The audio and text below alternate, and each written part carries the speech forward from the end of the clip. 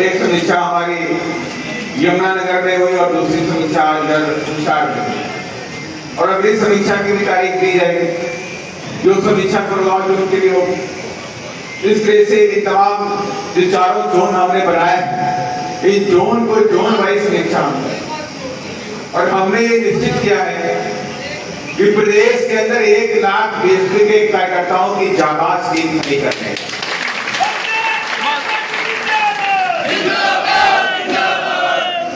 और इस कार्य में दिन पर दिन हमारी बढ़ोतरी हो रही है। हम स्टेप बाय स्टेप चल रहे हैं। भाई पे आवाज नगर बहुत बात कर रहा है, मुझे बात करनी, बाहर ले जाओ। स्टेप बाय स्टेप बढ़ोतरी हो रही है। हमने प्रदेश के अंदर विधानसभा कमेटी की बात हुई तो विधानसभा कमेटी हमने लगभग कंप्लीट कर। आज की डेट में प्रदेश के अंदर 95% की आपकी विधानसभा कमेटी कंप्लीट, और तमाम विधानसभाओं के ऊपर हमारा सेक्टर का काम शुरू हो गया। हमने टारगेट किया कि अगले 2 महीने के अंदर हम तमाम विधानसभाओं, कम से कम 50% विधानसभाओं की सेक्टर कमेटी खड़ी करें। और ये रिपोर्ट हर महीने अब दिल्ली भी जाएगी।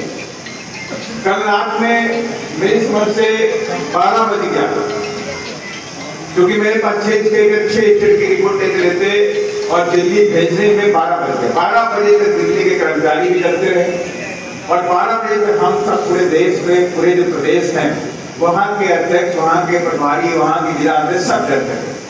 मैंने बहन जी के निर्देश के आदेश पे रिपोर्ट मांगी गई, तो हमने इनसे कहा आप एक्चुअल रिपोर्ट देना, कोई छोटी मोटी रिपोर्ट मत देना, क्योंकि आप एक्चुअल रिपोर्ट दोगे तो हमें मालूम होगा कहाँ पे कमियां, उन कमियों को हम दुरुस्त कर सकते हैं। अगर आप मेरे सामने हर बार कोई फेक रिपोर्ट लेके आओगे, छोटी रिपोर्ट लेकर के आओगे, मिसाल मेरी जिला कमेटी बहुत अच्छी है, विधानसभा कमेटी बहुत अच्छी है, मेरी विधानसभा में सारे सेक्टर कमेटी बन गई, बूथ कमेटी बन गई, लेकिन जमीनी स्तर पे कुछ भी नहीं, तो आप तो हमें अंधेरे में रखे हो, और आप मुझे अंधेरे में नहीं रखे हो, आप अपने इस मिशन और मूवमेंट के साथ में भी धोखा देते। अगर आप चाहते हैं कि हरियाणा के अंदर बीएसपी की सरकार बने, या हम कहेंगे सत्ता का जो संग्राम होता है वो सत्ता के संग्राम को आप जीत सकें, तो बिना फौज के, बिना सिपाहियों के कोई जंग नहीं जीत सकते आप। और इसीलिए हम लोगों ने निश्चय किया कि प्रदेश के अंदर 1 लाख बहुजन समाज पार्टी के जाबाज सिपाही हरियाणा प्रदेश में करेंगे, और निश्चित तौर से अगले 4 से 5 महीने में ये आंकड़ा हम लोग पूरा करेंगे। और हमें उम्मीद भी है कि जिस तरह से हमारी पूरी टीम ये काम करे, कोऑर्डिनेशन के साथ काम करे। मैंने पहले बोल दिया कि देखिए आप मेरे रिश्तेदार नहीं हो, आप मेरे कोई रिश्तेदार नहीं हो, सीरियस बात।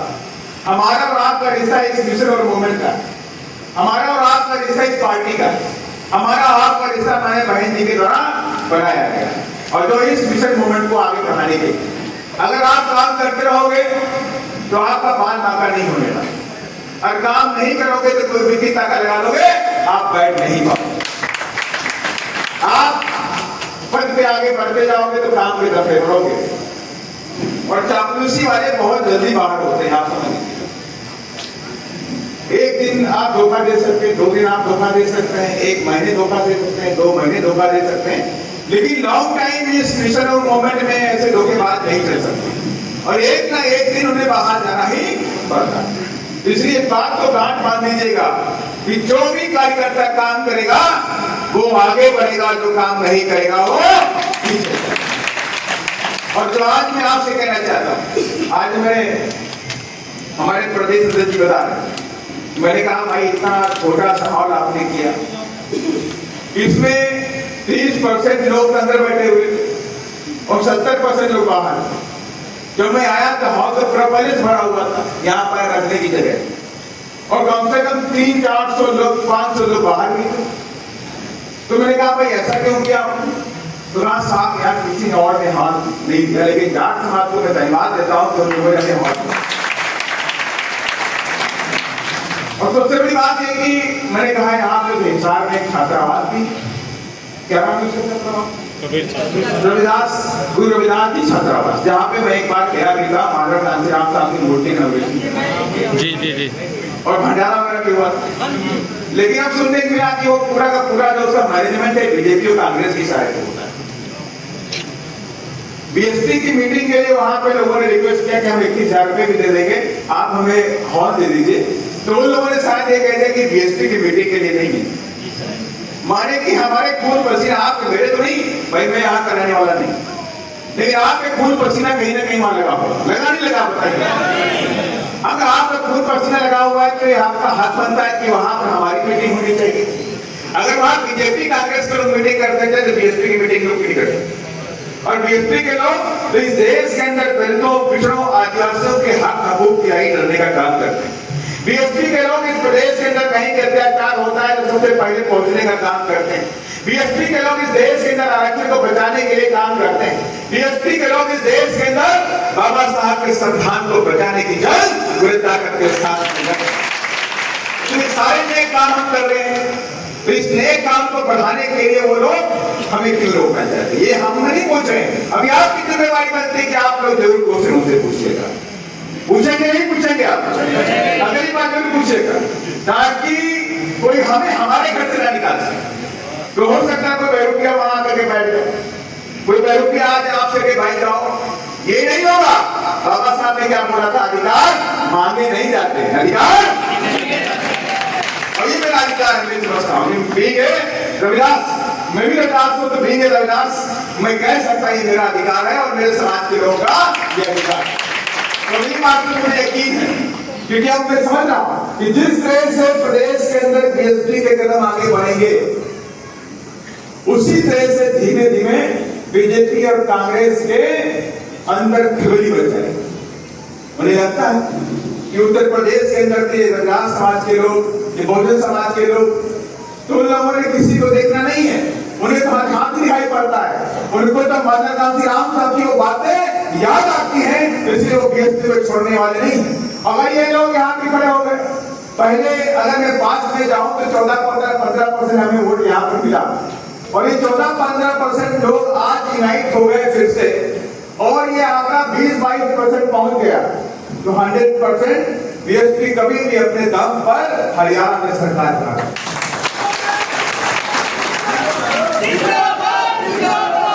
और इसीलिए हर कदम पर आपके रोकने का प्रयास किया जाता है, हर कदम पे आपके सामने हड़क लगा दिया जाता है कि कहीं ना कहीं से रुकावट पैदा कर दी जाए, ये आगे नहीं बढ़ती है। तो इसलिए मैंने कहा ये कदम एक कदम हमारे लिए बहुत ही सोच समझ कर करने की जरूरत है। बीएसपी कभी भी किसी के विरोध में काम नहीं करती, हम पॉलिटिक्स करते हैं, हम अपने मिशन और मूवमेंट को लेके आगे बढ़ने की बात करते हैं, किसी पे व्यक्तिगत टिप्पणी नहीं करते। और ना ही हम सबकी आदरणीय माननीय राष्ट्रीय अध्यक्ष बहन कुमारी मायावती जी ने आज तक कभी भी किसी के ऊपर व्यक्तिगत टिप्पणी कभी नहीं करती। तो हम बहुजन समाज पार्टी के भी कार्यकर्ता, हम सभी उनके सिपाही हैं, उनके फॉलोअर हैं, तो हम भी किसी भी व्यक्ति के ऊपर कोई व्यक्तिगत टिप्पणी नहीं करते। हमें अपने मिशन की बात करनी,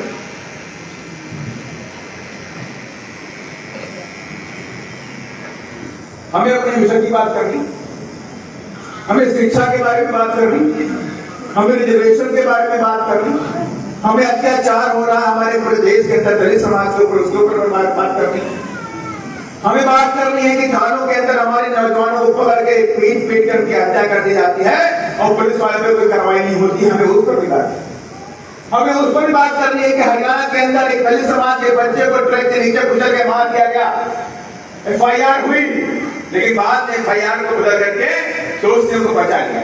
हमें उस पर भी बात करनी, हमें उस पर भी बात करनी कि हमारे जो गुरु हैं, गुरु रविदास महाराज जी, उनको लेके भारतीय जनता पार्टी राजनीति करती है। तो मैं उनसे आग्रह करना चाहता हूं कि बहुजन समाज के लोग अपने संतों गुरुओं को राजनीति का अखाड़ा नहीं मानते हैं, हम उनको अपने दिल में बसाते हैं, अपने दिमाग में बसाते हैं, हम उनको राजनीति करते हैं। लेकिन बीजेपी वाले क्या कर रहे हैं? बीजेपी वाले आप राजनीति कर रहे हैं, हमारे गुरु महाराज का नाम लेके राजनीति कर रहे हैं, 650 जयंती के नाम पर उधर से कलश यात्रा निकाल रहे हैं, वहां से मिट्टी लेके बनारस से आएंगे और वहां पर लोगों के पंजाब के अंदर और हरियाणा के अंदर लोगों के इमोशन से खेल लेकर आते हैं। और मैं उनसे कहना चाहता हूं, अगर सच्चे मायने में गुरु महाराज के भक्त होते तो उत्तर प्रदेश में गुरु महाराज के सपनों का प्रदेश बनता, न कि दंगाइयों का प्रदेश बनता, न कि सामंतवादियों का प्रदेश। जिस प्रदेश के अंदर आए दिन दलित बच्चों के साथ बलात्कार है, जिस प्रदेश के आए दिन दलितों, पिछड़ों, आदिवासियों, गरीबों के मकान छीने जाते हैं, उनकी जमीनें छीनी जाती हैं, युवाओं को थाने में पीट कर उनकी हत्या कर दी जाती है। एक हाथरस वाला कांड भी आज तक हम लोग नहीं भूले, हाथरस वाला कांड भी आज तक हम लोग नहीं भूले हैं। तो इसलिए आज सबसे कहना चाहता हूँ कि बहुजन समाज पार्टी आपकी एकमात्र ऐसी पार्टी है जो आपके लिए काम करती, बाकी कोई पार्टी आपके लिए काम नहीं करती। और हो सकता है तो बीएसपी के कदम आगे बढ़ेंगे, तो हो सकता है कि कुछ चंद लोगों को, हमारे समाज के लोगों को गुरगांव में भेजने का काम कर दें, एमएलए बनाने का काम कर दें, मिनिस्टर बनाने का काम कर दें, लेकिन उनके पास पावर नहीं होगा, उन्हें पावर नहीं मिलेगी। उनके नाम का यूज किया जाएगा लेकिन पावर नहीं होगी। उनको इतनी पावर भी नहीं होगी कि वो पार्लियामेंट में खड़े होकर के दलित समाज के हो रहे अत्याचारों के बारे में बात करने, उनकी इतनी हिम्मत भी नहीं होगी। अगर हिम्मत है तो बहुजन समाज पार्टी के 40 सांसदों के अंदर है, हिम्मत है तो बहुजन समाज पार्टी के 40 कार्यकर्ताओं के अंदर हिम्मत है जो अपने समाज पे हो रहे अत्याचारों को ताकत के साथ में उठाने का काम करते हैं। और इसलिए मैंने कहा आपको गुमराह होने की जरूरत नहीं। ये कांग्रेस का चलन ऐसा ही रहा है कि बीएसपी की जब तक आगे बढ़ती है तो बीएसपी को रोकने का ये लोग करने का करते हैं। आपने भी देखा होगा कि दो बार हमारे 2008 में और 2018 में हमारे 6 एमएलए राजस्थान के अंदर बने, और दोनों बार मान्या बहन ने कहा कि सामंतवादी ताकतों को रोकने के लिए हम कांग्रेस को बाहर से समर्थन देते हैं। हमने कांग्रेस को बाहर समर्थन दिया, और इस बार भी 2008 में भी कांग्रेस ने हमारे 6 एमएलए तोड़े। और 2018 की मैं बात करता हूँ, 2018 में कांग्रेस बड़ी सपने देख गई कि हम 120 सीटें लेके आ रहे हैं, वहां पर 101 सीटें चाहिए बहुमत के लिए। वो कह रहे थे हमारी 120 आ रही, 125 आ रही, 130 आ रही। मीडिया चिल्ला रहा था, बोले बीएसपी 0 है, बीएसपी नहीं आने वाली। चैलेंज हमारे लिए भी सामने था, लेकिन जब रिजल्ट आया तो बीएसपी के 6 एमएलए बने और कांग्रेस बहुमत से पीछे रह गई 2 सीटों। माने की 99 में अटक गई। कांग्रेस की सरकार नहीं बन रही थी, बीजेपी के लोग एक्टिव हो गए, बीजेपी की पूरी टीम एक्टिव हो गई। उन्होंने विधायकों को तोड़ना शुरू किया, विधायकों को खरीद कर दिया। और आपको मालूम है बीजेपी इस मामले में बड़ी माहिर है कि नहीं माहिर है? बीजेपी बड़ी माहिर है इस मामले में। चलती हुई सरकार गिरा देती है, वो गिराई की नहीं गिराई। मध्य प्रदेश के अंदर कांग्रेस की चलती हुई सरकार गिरा दी और अपनी सरकार बना दी। तो बीजेपी कमजोर नहीं थी, लेकिन मान्या बहन जी का दृढ़ निश्चय था। मान्या बहन जी की ताकत को मैं सलाम करता हूं। उन्होंने कहा बीजेपी को रोकना है, सामंतवादी ताकतें हावी नहीं होनी चाहिए राजस्थान के अंदर, हम कांग्रेस को बाहर समर्थन देंगे। और हमारे बहन ने कांग्रेस को बाहर समर्थन दिया। कांग्रेस कोई मांग नहीं चाहिए, कोई डिमांड नहीं चाहिए। और जब हमने उनको समर्थन दे दिया तो उनके पास मेरे हो गए 105 और बहुमत के नीचे 100। सरकार उनकी बन गई, सरकार बन गई। हमने उनसे डिमांड किया 2 अप्रैल 2018 में जो पूरे देश के अंदर एक नीली क्रांति आई थी एससी एक्ट को सुरक्षा कवच को बचाने के लिए, तमाम पूरे देश के अंदर बच्चों के ऊपर एफआईआर कर दी गई। उन एफआईआर को खत्म कर दिया जाए राजस्थान के अंदर भी और मध्य प्रदेश में। ये हमारी मांग है, लेकिन वहां ये मांग नहीं मानी गई। और उधर वहां के मुख्यमंत्री ने हमारे 6 के 6 विधायक को तोड़ दिया, हमारे पीठ में छुरा घूमने का। मैंने 1.5 साल तक हमने उनसे कुछ नहीं कहा। 1.5 साल में हमारी एक मांग थी कि 2 अप्रैल 2018 के जो हमारे बच्चों का एफआईआर आपने की है राजस्थान के अंदर, मध्य प्रदेश में से खत्म कर दिए। वो नहीं खत्म किया हमने, उलट हमारे विधायकों को फिर से तोड़ने का। तो इसलिए मैंने कहा ये हमेशा हमें रोकने का काम करते, तो विश्वास नहीं किया। और बाबा साहब ने भी कहा कभी 4 आने का कांग्रेस का मेंबर आपको नहीं बना। और आप बाबा साहब के मानने वाले हैं कि नहीं है? हाथ उठा के बताइए। बाबा साहब के मानने वाले हैं तो हम बाबा साहब के मानने वाले हैं, गांधी के मानने वाले नहीं। और अभी आप फिर मैं एग्जाम्पल देता हूँ। अभी जब पार्लियामेंट का चुनाव हुआ, आपके सामने चुनाव हुआ, मध्य प्रदेश के अंदर चुनाव हो रहा। मध्य प्रदेश में कांग्रेस थी, बीएसपी थी, कांग्रेस के साथ में समाजवादी पार्टी थी, बीएसपी अकेले थी और बीजेपी। 4 पार्टियां चुनाव लड़ रही थी। 2 समाजवादी पार्टी कांग्रेस अलायंस में बीजेपी अकेले और बीएसपी भी अकेले। हमने अपने प्रत्याशी उतार दिए और क्या हुआ कि बीच चुनाव के अंदर इंदौर का कांग्रेस के प्रत्याशी ने अपना पर्चा विड्रॉ किया, माने बीजेपी को बहुत वोट देने। दूसरा प्रत्याशी कौन था? दूसरा प्रत्याशी खजुराहो में था। खजुराहो में समाजवादी पार्टी कांग्रेस का ऐलान का प्रत्याशी उसने अपना पर्चा विड्रॉ कर दिया और दोनों सीटें खाली हो गई, माने कांग्रेस डर नहीं। और कौन? सिर्फ बीएसपी और बीजेपी के आमने सामने की टक्कर। बीजेपी के लोगों ने दबाव बनाना शुरू कर दिया था बीएसपी के ऊपर कि अपना प्रत्याशी वापस करो, हम ये देंगे, हम मिनिस्ट्री देंगे, हम ये देंगे, वो देंगे। तो बीएसपी के कार्यकर्ताओं ने उनकी आफत में लात मार दिया, कहा हम मानव कांतिराम साहब के सिपाही है, बहन जी के सिपाही है, तुम्हारे पैसों पे लात मारते हैं, तुम्हारी पावर पे लात मारते हैं, तुम्हें आमने सामने आना पड़ेगा, तुम्हें लड़ने के आमने सामने आना पड़ेगा। मैं हार भी जाऊंगा तो मुझे गम नहीं है, लेकिन मैं अपने बच्चों से कहूंगा ये स्वाभिमान की लड़ाई है, ये लड़ाई पैसों की नहीं है, पावर की। और दोनों हमारे प्रत्याशियों ने आमने सामने ताड़ कांग्रेस को बेचैनी होने दे। कांग्रेस को लगा बीएसपी के दोनों प्रत्याशी चुनाव जीत जाए। बीएसपी ने अपने पर्चे विड्रॉ नहीं, कंगाल चुनाव हो रहा। बीजेपी कांग्रेस को लगा चुनाव नजदीक आ गए। कांग्रेस ने क्या कहा? रात में उसने ऐलान कर दिया, रात में उसके प्रदेश अध्यक्ष ने प्रेस कॉन्फ्रेंस कर कहीं दोनों सीटों के ऊपर कांग्रेस के जो कार्यकर्ता हैं, कांग्रेस के जो वोटर हैं, वो किसी पार्टी को वोट नहीं करेंगे, वो नोटा पे वोट करेंगे। अब आप समझिए, अगर ये कांग्रेस चाहती कि बीजेपी का खाता नहीं खुलना चाहिए, अगर ये कांग्रेस चाहती कि खजुराहो में और इंदौर में बीजेपी नहीं जीतनी चाहिए, तो बोलती नोटा पे वोट नहीं करिए, जो बीजेपी को हराए उससे वोट कर दीजिए। लेकिन उन्होंने ये नहीं कहा, उन्होंने क्या कहा कि नोटा पे वोट कर देना, लेकिन बीएसपी को गलती से वोट मत कर देना। उन्हें डर था कि अगर कहीं मेरा वोट ये बीएसपी की तरफ चला गया तो बीएसपी के 2 सांसद बन करके मध्य प्रदेश से आ जाएंगे, और अगर दोनों प्रदेश से मध्य प्रदेश से आ गए तो आने वाले समय में कांग्रेस मध्य प्रदेश से साफ। और इसीलिए उन्होंने हमें रोकने का काम किया। इसलिए मैं आपसे कहना चाहता हूं, मैंने दोनों एग्जाम्पल आपको इसलिए दिए कि मेरे सामने के एग्जाम्पल, मेरे आंखों के सामने एग्जाम्पल। अगर आप आज आगाह नहीं हुए, अगर आज अलर्ट नहीं हुए, अपने आने वाली जनरेशन को समझाने का प्रयास नहीं किया कि अगर आप अपने वोटरों को बांटने काम करोगे तो वहां पे हरियाणा में कभी सत्ता में नहीं आता। अगर हरियाणा में सत्ता में आना है तो आपको एक होना पड़ेगा और नीचा झंडा हाथ के निशान हाथ में दे करके। हम ये नहीं कहना चाहते कि मध्य यहाँ पर हरियाणा के अंदर बीजेपी ने बड़ी चालाकी से दलित समाज के अंदर फूट डालने का काम किया कि नहीं किया? वाल्मीकि समाज को अलग कर दिया, जाटव समाज को, चमार समाज को अलग कर दिया, और भी समाज अलग कर दिया। फूट डालो और राज करो के नेता करेगा।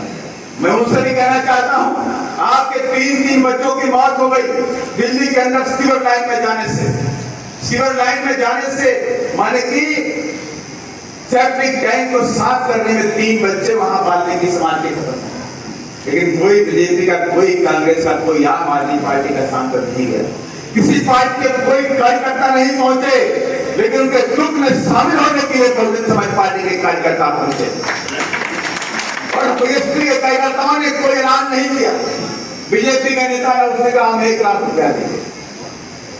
कांग्रेस के लोग पहुंचे, आम आदमी पार्टी के लोग भी नहीं पहुंचे, कांग्रेस बीजेपी का सांसद भी नहीं पहुंचा। उसी विधानसभा के अंदर 500 मीटर की दूरी पे बीजेपी का सांसद रहता था, लेकिन वो घर तक नहीं गया कि उस घर तक जाने के लिए गंदी नालियों से निकलना पड़ता, उसको बदबूदार नालियों में रहना पड़ता, उसको बैठना पड़ता। कहीं गलती से वो दलित समाज के घर में पानी पीना पड़ जाता तो बर्दाश्त नहीं होता। इसलिए वो कह नहीं वहां, उसने बाहर से 500 मीटर की दूरी से दुख कर दिया कि बहुत दुखी हूं मैं कि मेरे बच्चे समाज के खत्म हो गए। लेकिन उनके लिए किया कुछ नहीं। एक बीजेपी का नेता गया, उसने कहा 1-1 लाख रुपया देने का मैं घोषणा करता हूं, लेकिन आज करीब 1 महीना हो गया, उसे 1 रुपया भी देने का नहीं। सिंगल रुपया भी बीजेपी के नेता ने जिसने घोषणा की थी उसने 1 रुपया भी नहीं दिया। लेकिन बीएसपी ने कहा कि हम बहुजन समाज के लोग हैं, हम गरीब लोग हैं, हम आपसे वादा नहीं करते कि 1 लाख रुपया देंगे, 50,000 रुपया देंगे। हमने कहा ये सरकार का जो नियम है कि 30 लाख रुपया पर परिवार को मिलना चाहिए, वो दिलवाने में कोई ताकत नहीं है।